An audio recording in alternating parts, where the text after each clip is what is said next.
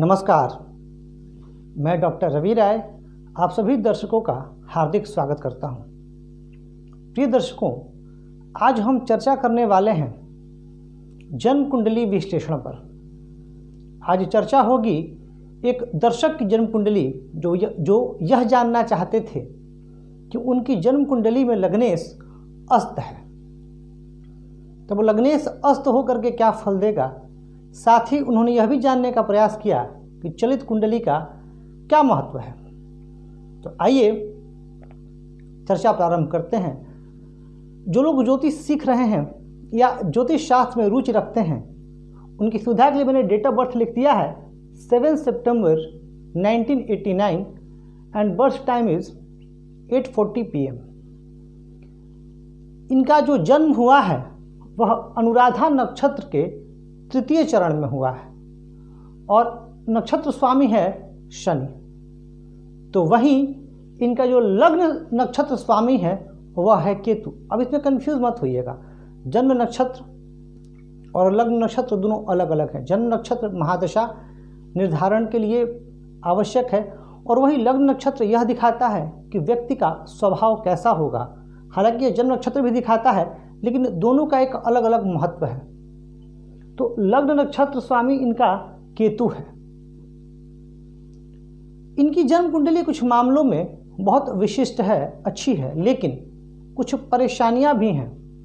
तो मैं इनके सवाल पर आऊँगा और जल्द ही आ जाऊँगा, क्योंकि इनका प्रश्न कोई ज़्यादा नहीं है और उन्होंने सिर्फ ये 2 बातें ही पूछी हैं। फिर भी जैसी कि मेरी आदत है कि मैं कुछ जानकारी आपको देने का प्रयास करता हूँ, जिससे आप अपने आने वाले समय को और बेहतर कर सकें।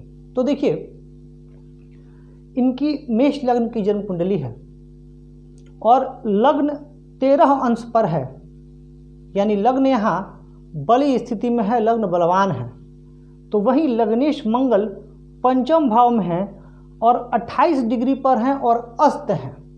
और यही इनकी चिंता का विषय भी था कि जब लग्नेश अस्त हो गए तब क्या मैं जीवन में तरक्की नहीं कर पाऊंगा क्या। तो देखिए, आपके साथ एक अच्छी चीज़ वह है कि आपका लग्न बली है। लग्नेश पर मैं आऊँगा। लग्न बली होने से कम आपके अंदर ऊर्जा रहेगी, आप एक ऊर्जावान व्यक्ति होंगे और आप अपने जीवन में जो भी कार्य आप ठानेंगे उन्हें सिद्ध करने का आप प्रयास भी करेंगे। ये चीज़ आप में अवश्य होगी।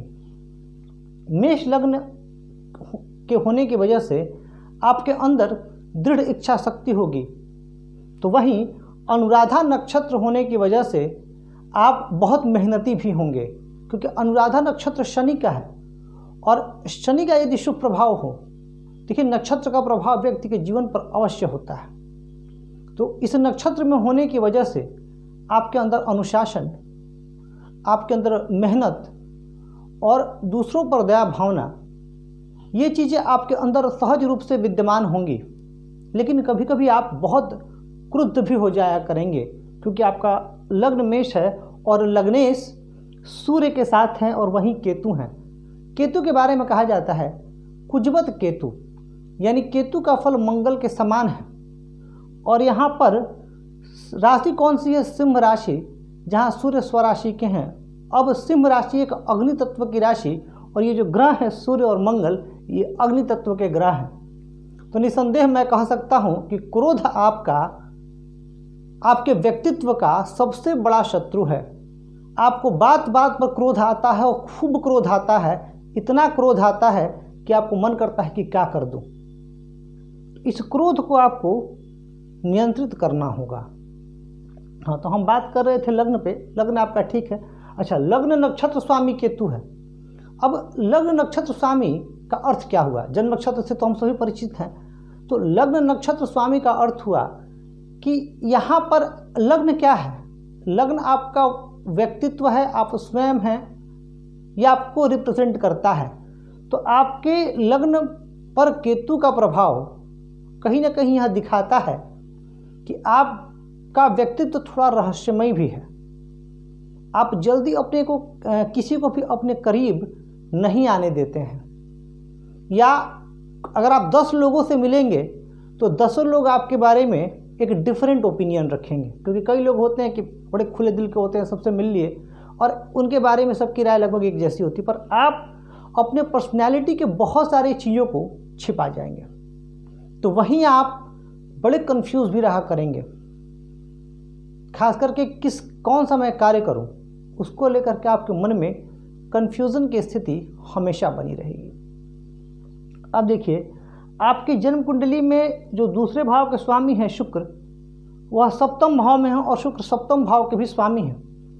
मेष लग्न की जन्म कुंडली में शुक्र मेष लग्न की जन्म कुंडली में शुक्र मारक होते हैं, क्योंकि धनेश भी हैं और सप्तमेश भी हैं। वहीं सूर्य कुंडली से भी आपके शुक्र एक तृतीय भाव के स्वामी हो जाएंगे और दशम भाव के स्वामी हो जाएंगे, और चंद्र कुंडली से शुक्र आपके सप्तम भाव के स्वामी हो जाएंगे और द्वादश भाव के स्वामी हो जाएंगे। यानी शुक्र की महादशा आपकी प्रारंभ हो गई है। वर्तमान महादशा आपकी शुक्र की ही चल रही है, जो 9 अप्रैल 2019 से 9 अप्रैल 2039 यानी 2039 तक चलेगी।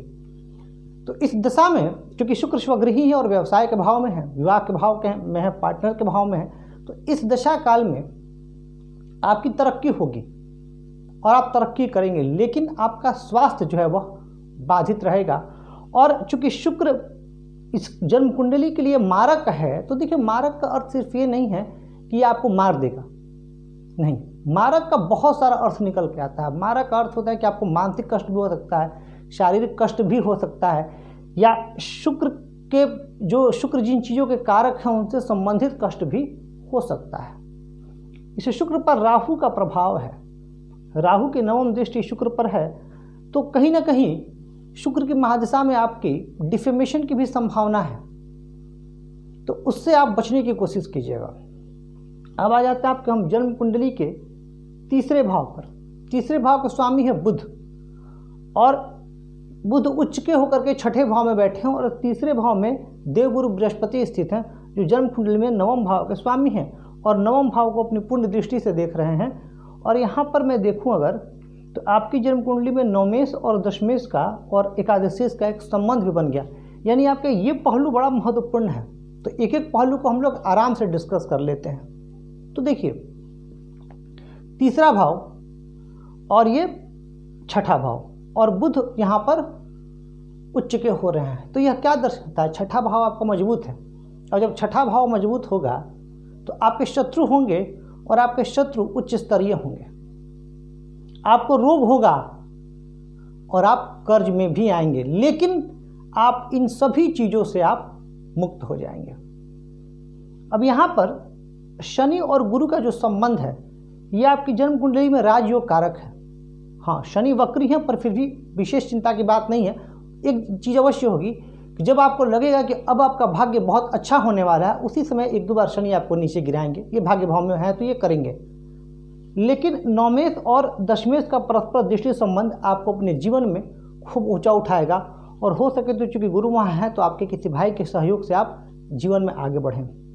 जन्म कुंडली का चतुर्थ भाव, और यहाँ चंद्रमा आपके नीच के हैं, यानी आपके माता के सुख में कमी दे रहे हैं, माता जी का स्वास्थ्य खराब हो सकता है। भूमि भवन वाहन आपको जीवन में देर से मिलेगा। वाहन चलाते समय आपको सावधानी बरतनी है, क्योंकि ये भाव संकट का भी भाव है, और अष्टम भाव में चंद्रमा स्थित होकर के जीवन को संकट में डाल सकते हैं। आपने, अब आपका प्रश्न भी यही ले लेता हूँ, आपने पूछा था कि आपकी चलित कुंडली में चंद्रमा स्थित हैं तुला राशि में, तो आपकी कुंडली किस लग्न की मानी? चंद्र लग्न आपका कौन सा माना जाए, वृश्चिक की तुला? अब देखिए, मैं एक चीज़ बता रहा हूँ, यहाँ चंद्रमा है आपके 12 अंश पे है, और चलित मैंने आपका चेक किया, मैं जो भी फलादेश करता हूँ वह जन्म कुंडली का लग्न चक्र, चंद्र कुंडली, सूर्य कुंडली, D9 चार्ट, D10 चार्ट, नक्षत्र, इन सभी का एक मैं अवलोकन कर लेता हूँ। हाँ, बोर्ड पे मैं सिर्फ लग्न को लेकर के आता हूँ, क्योंकि अगर हम लग्न की ही विवेचना करने लग जाएं तो बहुत समय लग जाता है, और जो मुख्य बातें हैं, जैसे आपके D9 में सूर्य और गुरु नीच के हैं तो मैंने यहाँ लिख दिया, और जो मुख्य बातें निकल के आती हैं वो मैं मेंशन करता हूँ। अब यहाँ पर आपकी जो चंद्र कुंडली है वह वृश्चिक लग्न की ही मानी जाएगी, न कि तुला की। हाँ, आपके D9 चार्ट में जरूर चंद्रमा तुला राशि में है, लेकिन चलित कुंडली में चंद्रमा आपके वृश्चिक राशि में ही है, तो जो आपका चंद्र लग्न बनेगा वह वृश्चिक लग्न का बनेगा। ना कि तुला का। तो ये मन से आप निकाल दीजिएगा, वृश्चिक लग्न का बनेगा। गुरु आपके यहाँ अपने भाग्य भाव को देख रहे हैं, लेकिन नवमांश कुंडली में गुरु नीच के हैं।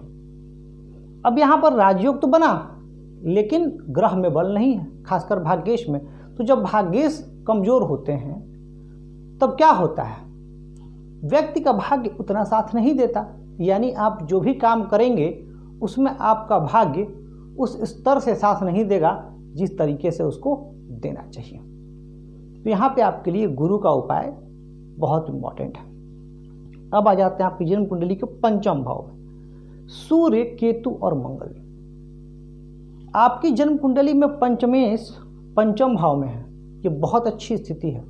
और नवमेश नवम भाव को देख रहे हैं और दशमेश त्रिकोण में है।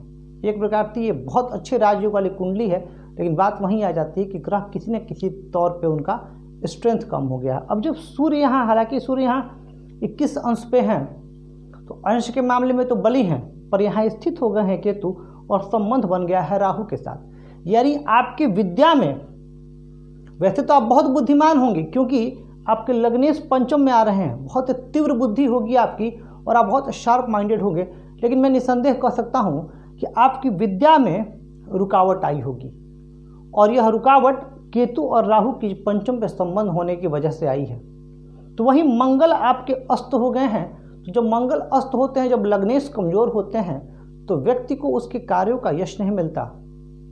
व्यक्ति किसी के भले के लिए भी कोई कार्य करेगा तो भी उसको उस तरीके का क्रेडिट नहीं मिल पाता है। तो यहाँ मंगल, केतु और सूर्य थोड़ा सा अशुभ प्रभाव दे रहे हैं। हालांकि सूर्य स्वगृही है, अपनी राशि में है, पंचमेश पंचम में, फिर भी उतना बल नहीं है। तो आपको इसको ठीक करने की आवश्यकता है। लग्न को और लग्नेश को आप बली करें। और आपके एकादश भाव में राहु हैं। एकादश भाव में राहु स्थित होने की वजह से आप पराक्रमी होंगे और आपके लाभ के मार्ग भी प्रशस्त होंगे। लेकिन राहु की महादशा अभी दूर है और राहु अपनी दशा में ही आपका बहुत कल्याण करेंगे। जब राहु जब शुभ होते हैं तब अपनी दशा में मालामाल कर देते हैं, क्योंकि शनि से दृष्ट हैं। लेकिन शुक्र से पहले जो आपकी केतु की दशा चली थी वह दशा अच्छी नहीं थी। और वह दशा 2019 से, अगर मैं 7 साल पीछे जाऊं तो 2012 से 2019, यानी उन 7 वर्षों में आप बहुत परेशान रहे होंगे। आपके जीवन में आपने बहुत कष्ट देखा होगा, बहुत संघर्ष देखा होगा। परंतु अब शुक्र की महादशा धन के दृष्टिकोण से अच्छी है। आपका भाग्य उदय होने वाला है। बस आप अगर हो सके तो आप मूंगा धारण कर ले, क्योंकि आपका लग्नेश है। तो आप मूंगा धारण करके लग्न को बल दीजिए। और शनि वक्री हैं तो शनि का आप विधिवत उपाय कीजिए। इसके अलावा मैं देखूं तो आपकी जन्म कुंडली बहुत अच्छी है, लेकिन ग्रह कहीं ना कहीं से पाप प्रभाव में आ गए। जैसे भाग्येश गुरु भी शनि के प्रभाव में आ गए हैं, सूर्य केतु के प्रभाव में है और राहु के प्रभाव में है। तो इसकी वजह से आपके कार्य में विलंब आ रहा है। लेकिन चूंकि ग्रह अपने भाव में हैं, इस वजह से आपको संघर्षों के बाद सफलता मिलेगी। और मैं ईश्वर से आपके लिए और अपने तमाम उन दर्शक के लिए जो आज यह वीडियो देख रहे हैं, उनके स्वस्थ, सुखी, यशस्वी और दीर्घायु जीवन की कामना करता हूं। और कहना चाहूँगा कि यदि आप भी अपनी जन्म कुंडली का विश्लेषण करवाना चाहते हैं तो आप हमारे चैनल की किसी भी वीडियो पर कमेंट करके अपना प्रश्न भेज सकते हैं। हम आपकी कुंडली का विश्लेषण करने का प्रयास अवश्य करेंगे। आज के लिए बस इतना ही। धन्यवाद।